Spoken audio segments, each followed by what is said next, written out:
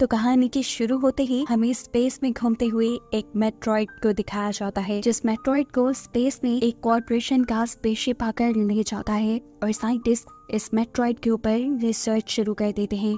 और रिसर्च के दौरान साइंटिस्ट को मालूम हुआ कि इस मेट्रॉइड के अंदर एक फेसहगर था, जिसे एलियन का एग भी कहा जा सकता है, जो कि इंसान या किसी भी जानदार के अंदर जाकर एलियन को जन्म देता है। सीन कट होकर हमें रेन नामी एक लड़की से मिलवाया जाता है, जो कि किसी दूसरे प्लेनेट पर अपने भाई के साथ रहती है। उसका भाई, जिसका नाम एंडी है, वो कोई इंसान नहीं बल्कि एक एंड्रॉइड रोबोट है, जिसे रेन के डैड ने बनाया था रेन का ख्याल रखने के लिए। मालूम होता है कि रेन अपने प्लेनेट को छोड़कर एक दूसरे प्लेनेट पर जाना चाहती है, क्योंकि उनके प्लेनेट से सूरज दिखाई नहीं देता था और वो सूरज को देखना चाहती थी। और जाने के लिए उन्हें चाहिए थी एक टिकट, जो इन्हें तब मिलती जब ये अपने 12,000 वर्किंग आवर्स पूरे कर लेते। रेन एंडी के साथ मिलकर अपने वर्किंग आवर्स पूरे कर लेती है और जब टिकट लेने के लिए जाती है तो उसे पता चलता है कि अब रूल्स चेंज हो चुके हैं। पहले जो टिकट 12,000 घंटे काम करने के बाद मिलता था, अब वो टिकट 24,000 घंटे काम करने के बाद मिलना था।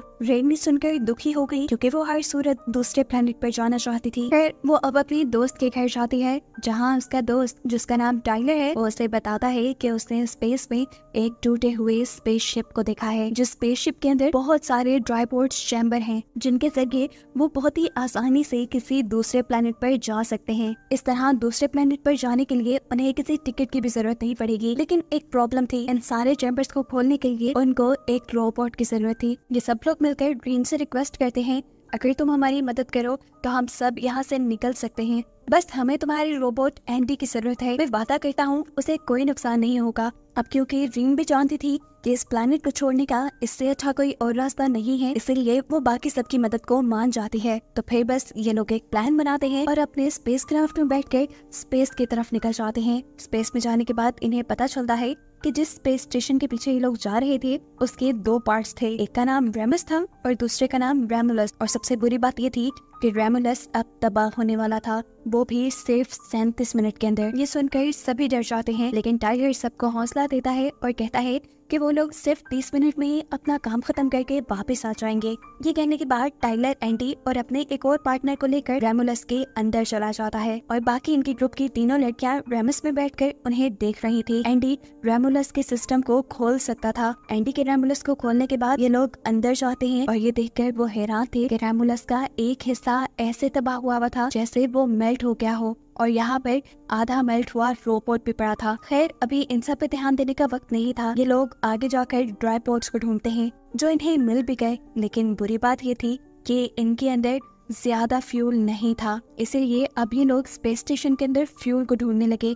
सभी ड्राई पोर्ट्स में सिर्फ 3 साल के लिए फ्यूल था और इन्हें दूसरे प्लेनेट पर जाने के लिए 9 साल के लिए फ्यूल चाहिए था। फ्यूल को ढूंढते ढूंढते ये तीनों एक ऐसे चैम्बर में आ गए जहाँ पर एलियन के एग्स यानी फेस हगर्स को फ्रीज करके रखा गया था। ये फेस हगर्स इंसानों के मुंह के साथ चिपक जाते थे और फिर इंसानों के जरिए एलियंस पैदा होते थे। ये देखकर ये सब लोग डर जाते हैं और यहाँ से बाहर निकलने की कोशिश करते हैं, लेकिन अफसोस ये अब इस चैम्बर का दरवाजा बंद हो चुका है। और इससे भी बड़ी मुसीबत की कि इस चैम्बर का टेम्परेचर वक्त के साथ साथ बढ़ता जा रहा है। एंडी इस दरवाजे को इसलिए खोल नहीं पा रहा क्योंकि उसकी टेक्नोलॉजी पुरानी है, साथ ही उसके पास इस स्पेस स्टेशन के सिक्योरिटी कोड्स भी नहीं है। ये सब कुछ इनकी बाकी तीनों पार्टनर भी रेमस में यानी स्पेसशिप के दूसरे पार्ट में बैठकर देख रही थी। इनको मुसीबत में देखकर वो इनकी मदद के लिए रेमुलस के अंदर आ जाती है। यहाँ आकर उनका भी सामना सबसे पहले उस आधे मेल्ट हुए रोबोट से होता है। इसे देखकर रेन को एक आइडिया आया, क्योंकि ये इसी स्पेसशिप का रोबोट था,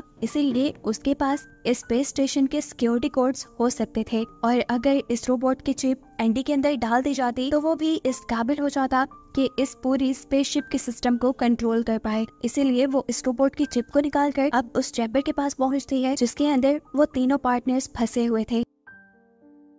दरवाजे में बने हुए एक होल से वो ये चिप एंडी को पकड़ाती है। एंडी ये चिप अपने अंदर लगा लेता है और फौरन ही रीबूट होना शुरू हो जाता है। जितनी देर में एंडी का सिस्टम अपडेट हो रहा था, इतनी ही देर में इस चैम्बर का टेम्परेचर इतना ज्यादा बढ़ चुका था कि अब फेस हगर्स भी मेल्ट होने लगे थे, जिन्हें पहले यहाँ पर फ्रीज करके रखा गया था। बर्फ के मेल्ट होते ही फेस हगर्स आजाद हो जाते हैं। सिस्टम अपडेट होते ही एंडी ये चैम्बर खोल लेता है और ये लोग जल्दी से बाहर निकल जाते हैं। और इससे पहले कि ये लोग इस चैम्बर को दोबारा बंद कर देते, उस चैम्बर में से एक फेस अगर जंप करके इनकी एक साथी के ऊपर हमला कर चुका था। उसने पूरी तरह इनके साथी के फेस को कवर कर लिया था, जिससे जान छुड़वाने के लिए रिन को यहाँ एक आइडिया आता है। वो यहाँ एक फ्रीजिंग गन से इस फेस अगर की टेल को फ्रीज कर देती है, जिसके बाद फाइनली ये लोग उसके मुंह से इस फेस हगर को निकालने में कामयाब हो गए। लेकिन इन्हें ये मालूम नहीं हो पाया कि उस फेस हगर ने इस लड़की के मुंह में कुछ इंजेक्ट कर दिया था। अभी ये लोग इसी मुसीबत से निकले ही थे कि एकदम से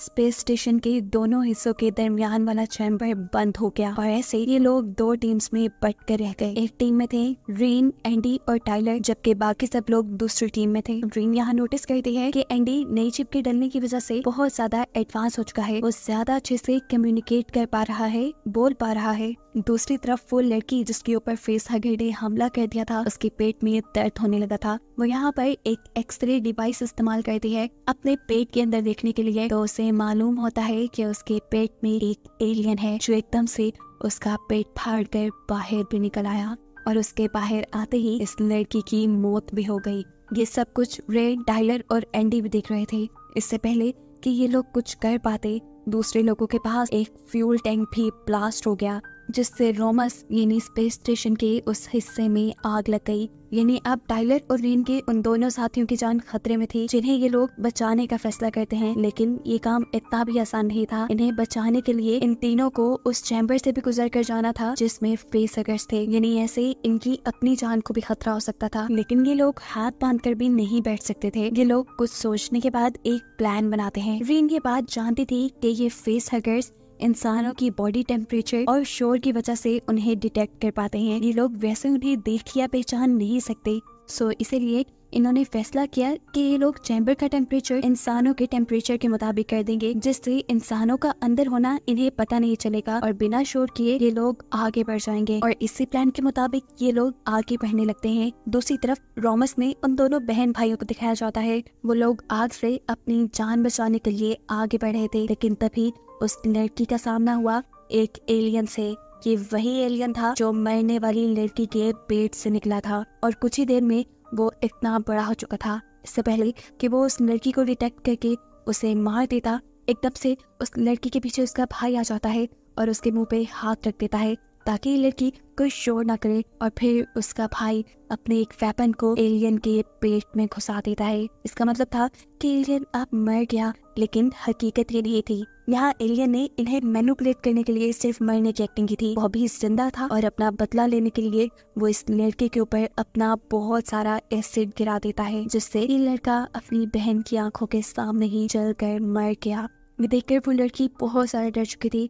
अपनी जान बचाने के लिए वो चैम्बर की डोर की तरफ भागती है, लेकिन चैम्बर का दरवाजा बंद था। खौफ में उसने चैम्बर का दरवाजा खड़काना शुरू कर दिया। ये बात जाने बगैर कि ये एलियन शोर से ही अट्रैक्ट होते थे। उसकी आवाजें सुनकर एलियन भी उसका पीछा करना शुरू कर देता है, जबकि दूसरे चैम्बर में मौजूद टाइलर और रेन भी उसकी आवाजें सुन पा रहे थे। उसकी चीखने चिल्लाने की आवाजें सुनकर टाइलर भी बुरी तरह डिस्ट्रैक्ट हो गया और चलते हुए उससे शोर हो गया। ऐसे बहुत से फेस हगर्स उनकी तरफ अट्रैक्ट हो गए। इन सब की जान खतरे में थी, लेकिन यहाँ पर एंडी इन दोनों की मदद करता है और इन दोनों को ही वक्त रहते उस चैम्बर से बाहर निकालकर फेस हगर्स से बचा लेता है।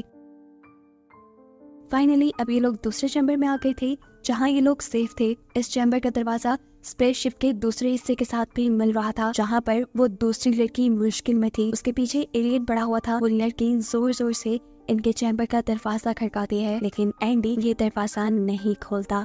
यानी एंडी उसकी मदद नहीं करता, क्योंकि अब उसका मकसद इंसानों की हिफाजत करना नहीं रहा था। क्योंकि उसके अंदर की चिप रीन ने स्पेस स्टेशन के रोबोट की चिप के साथ बदल दी थी, इसलिए अब उसका असल मकसद था इस स्पेसशिप को बचाना। और क्योंकि स्पेस स्टेशन के दूसरे हिस्से में एलियन था, इसीलिए उसने ये दरवाजा नहीं खोला कि कहीं एलियन स्पेसशिप के इस हिस्से में भी आकर तबाही न मचा दे। रीन एंडी को कहती रह जाती है, दरवाजा खोलो, वो खतरे में है। लेकिन एंडी उसकी एक बात नहीं सुनता और सामने दूसरे चैम्बर के अंदर इनकी आंखों के सामने ही एलियन उस लड़की पे हमला करके खत्म कर देता है। उसकी मौत रीन को पागल कर चुकी थी। उस समय वो एंडी के मुंह पे थप्पड़ मारती है और कहती है, तुम पहले जैसे नहीं रहे, तुम बदल गए हो, संग दिल हो गए हो। खैर एंडी खुद ज्यादा रिएक्ट नहीं करता और रेन और दूसरे साथी को लेकर इसी स्पेस स्टेशन में मौजूद एक लैब में आता है, जहाँ साइंटिस्ट ने बहुत सारे एक्सपेरिमेंट करके एक ऐसा लिक्विड बनाया था जिसकी मदद से किसी भी इंसान की किसी भी बीमारी को ठीक किया जा सकता था। यहाँ तक कि वो इंसान जो बिल्कुल मरने के करीब था उसको भी जिंदगी दी जा सकती थी। रेन यहाँ पर एक वीडियो भी देखती है जिसमें उनकी इस लिक्विड का डेमो दिया गया था। एक बीमार माउस यानी एक बीमार चूहे के अंदर जैसे ही इस लिक्विड को इंजेक्ट किया गया तो एक ही सेकंड में वो दोबारा पहले जैसा सेहतमंद हो गया और चलने लगा। वे लैब में इन्हें कुछ ऐसे वेपन्स भी मिलते हैं जिसके जरिए एलियंस को मारा जा सकता था। इन्हीं वेपन्स को लेकर ये लोग इस लैब से बाहर आ जाते हैं और लैब के अंदर दोबारा मॉनिटर स्क्रीन पर हमें उसी चूहे को दिखाया जाता है जो पहले बिल्कुल ठीक हो गया था। एकदम से उसकी बॉडी फट गई, जिसका मतलब था कि वो लिक्विड पूरी तरह सेफ नहीं, उसका एक बहुत बुरा साइड इफेक्ट भी है। वेपन्स लेकर ये लोग भी स्पेसशिप के ऐसे हिस्से में पहुंचे थे जो हिस्सा बिल्कुल किसी केव की तरह लग रहा था। असल में ये केव नहीं था, ये भी एक चैम्बर ही था जिसकी दीवारों के चारों तरफ बड़े बड़े एलियंस सो रहे थे। इनसे बचने के लिए ये लोग खामोशी से आगे बढ़ने लगे, लेकिन अचानक टाइलर को अपनी साथी की आवाज आई, उसी साथी की जिस पर एलियन ने हमला करके उसे मारा था। असल में वो अभी पूरी तरह मरी नहीं थी और एलियन उसे उठाकर यहाँ ले आया था। ये लोग उसकी मदद करने के लिए वापस पीछे जाते हैं और किसी तरह उसे एलियन से छुड़वा लेते हैं। उसकी हालत बहुत ज्यादा खराब थी, वो किसी भी वक्त मर सकती थी। इसीलिए यहाँ टाइलर इस लड़की को लैब से उठाई हुई मेडिसिन को इस्तेमाल करने को कहता है। इनकी बातों के शोर से यहाँ पर एलियंस अट्रैक्ट हो जाते हैं और उनमें से एक एलियन टाइलर और एंडी के ऊपर हमला भी कर देता है। ये देखते हुए तेजी से रीन अपनी दूसरी साथी को एक एलिवेटर में छोड़ देती है और फिर एंडी को बचाने के लिए जाती है, क्योंकि एलियन के हमले की वजह से टाइलर तो अब मर चुका था। रेन एंडी को पकड़कर उसके सर से वो चिप उतार देती है जो इस स्पेसशिप के रोबोट की उसने एंडी के अंदर डाली थी। ये चिप निकलते ही एंडी बिल्कुल पहले जैसा हो जाता है। अभी उसने ये किया ही था कि इतने में बहुत से एलियंस ने उनके ऊपर हमला कर दिया। इससे पहले कि इस हमले में रेन या एंडी को कोई नुकसान होता, रेन यहाँ पर अपना दिमाग चलाते हुए इस स्पेसशिप की आर्टिफिशियल ग्रेविटी को खत्म कर देती है और ये सब एलियंस हवा में उड़ने लग जाती है। जिसके बाद रेन अपना वेपन उठाती है और एलियंस के ऊपर हमला करना शुरू कर देती है। उसके इस हमले से काफी सारे एलियंस मारे जा चुके थे, लेकिन फिर बदकिस्मती से उसके हाथ से उसका वेपन छूट गया और ऐसे एक एलियन बहुत करीब आ गया उसके। वो उसे बिल्कुल मारने ही वाला था, लेकिन वक्त रहते ही एंडी ने उस एलियन के ऊपर हमला करके उसे मार दिया और अपनी ड्यूटी पूरी की, रेन को बचाने की ड्यूटी। दूसरी तरफ एलिवेटर के अंदर हमें उस लड़की को दिखाया जाता है जिसके ऊपर एलियन ने हमला किया था। उसे बहुत ज्यादा दर्द हो रहा था, इसीलिए वो टाइलर का दिया हुआ वो इंजेक्शन जो साइंटिस्ट ने लैब में तैयार किया था वो खुद के अंदर इंजेक्ट कर लेते हैं। इसके लगाते ही उसकी हालत काफी ठीक हो गई। इतने में ही यहाँ पर ग्रीन और एंडी भी आ जाते हैं। अब रेमुलस इन्हीं स्पेस स्टेशन के इस हिस्से के तबाह होने में सिर्फ 7 मिनट रह गए थे। बिना वक्त ज़ाया किए ग्रीन एंडी और उस लड़की को लेकर ड्राई पॉट्स की तरफ जाते हैं और जल्दी से उन दोनों को ड्राई पॉट्स में लिटाकर खुद भी वो ड्राई पॉट में लेटने ही वाली थी, लेकिन तभी उसने अपनी साथी की चीखें सुनी। उसने अपनी साथी का ट्राइपॉड खोल दिया और हमें देखने को मिला कि उस लड़की के पास एक अजीब सी क्रिएचर पैदा हुई। रिन जल्दी से इसे उठाकर तबाह करने ही वाली थी, लेकिन तभी स्पेसशिप के अलार्म बजने लगे, जिसका मतलब था कि अब कुछ ही देर में रोमुलस यानी स्पेस स्टेशन का ये हिस्सा तबाह हो जाएगा। अपनी जान बचाने के लिए रेन स्पेस स्टेशन के कंट्रोल पैनल तक जाती है और वहाँ कुछ चेंजेस करती है ताकि इस स्पेस के तबाह होने में थोड़ा वक्त और लग जाए, इन्हें यहाँ से बचकर जाने में थोड़ा वक्त और मिल जाए। अभी वो ये सब करके वापस से लौटी तो उसने देखा कि वो क्रिएचर जो अभी उसकी साथी ने पैदा किया था, यानी वो एलियन, वो बहुत बड़ा हो चुका था और उसकी साथी पे ही हमला कर रहा था। रिन जल्दी से उसके ऊपर हमला करती है और फौरन खुद पीछे की तरफ जाकर एक स्पेस सूट पहन लेती है। स्पेस सूट पहनकर उसने अपने आप को स्पेसशिप के साथ बांध लिया और जैसे ही उसने देखा कि एलियन उसके ऊपर हमला करने वाला है तो उसने खुद स्पेस स्टेशन के अंदर से जंप कर दी। एलियन ने भी उसके ऊपर हमला करने के लिए स्पेस में जंप की तो वो स्पेस में ही फंस गया और क्योंकि खुद रीन ने स्पेस सूट पहन रखा था, उसकी मदद से वो स्पेस स्टेशन के अंदर वापस आ गई, जिसका मतलब था कि अब रीन और एंडी ही जिंदा बच पाए थे। एंडी को उसने पहले ही ट्राइपॉड में लिटा दिया था और अब वो खुद भी ट्राइपॉड में लेट जाती है और फाइनली ये दोनों निकल जाते हैं एक दूसरे प्लेनेट के लिए, जिन्हें दिखाते हुए ये कहानी यहाँ खत्म हो जाती है।